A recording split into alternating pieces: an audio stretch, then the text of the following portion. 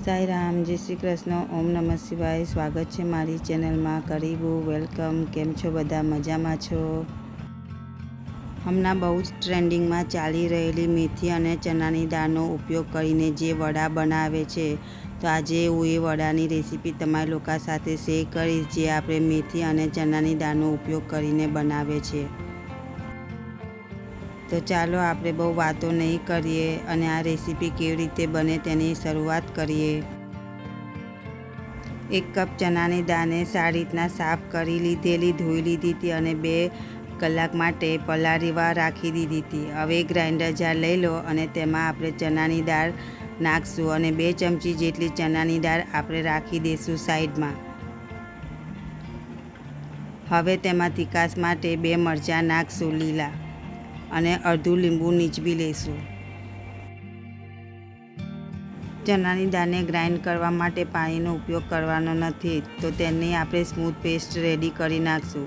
તો ચણાની દાળની આ સ્મૂથ પેસ્ટ રેડી છે, તો આપણે તેને એક વાડકીમાં કાઢી લઈશું।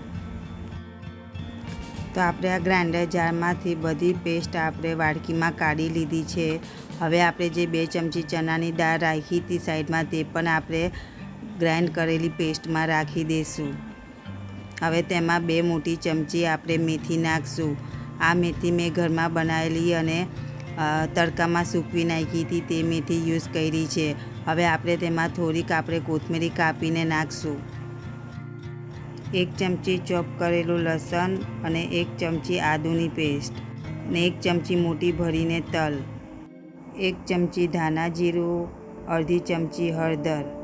આ બધી વસ્તુને આપણે સારી રીતના મિક્સ કરી લઈશું।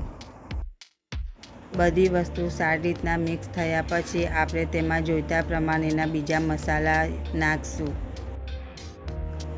1 ચમચી જીરું ને અડધી ચમચી જેટલો ગરમ મસાલો અને સ્વાદ અનુસાર મીઠું નાખીને આ બધું સારી રીતના આપણે મિક્સ કરી નાખશું। હાથ વડે હવે આપણે સારી રીતના મિક્સ કરી લઈશું અને આપણે વડા માટેનું ખીરું તૈયાર કરી લઈશું। તો આપણું આ વડા માટેનું ખીરું બનીને તૈયાર છે। હવે હાથમાં અડધી ચમચી જેટલું તેલ લઈને હાથને તેલવાળો કરી લઈશું અને આપણે જે ખીરું તૈયાર કર્યું હતું તેમાંથી થોડુંક પોષણ લઈશું અને આવી રીતના ગોળ ગોળ વડાનો આકાર આપી લઈશું। તો આવી રીતના એક પછી એક ખીરામાંથી વડા બનાવતા જાશું અને આપણે પ્લેટમાં રાખતા જાશું। બીજી બાજુ આપણે ગેસ ઉપર તેલને ગરમ કરવા રાખી દઈશું। તો આપણા આ વડા તૈયાર છે તળવા માટે।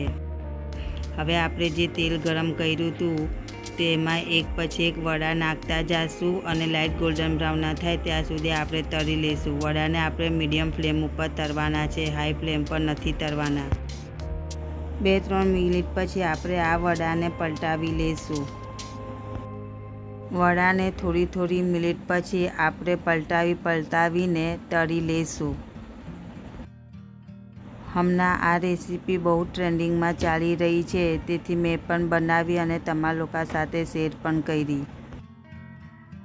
5 મિનિટ પછી તમે જોશો તો આપણા આ વડા તળાઈને તૈયાર છે। તો આપણે તેને એક પછી એક તેલમાંથી કાઢી લઈશું અને કાણાવાળા ચારણામાં રાખી દઈશું, જેથી વધારાનું તેલ જે હોય તે નીકળી જશે।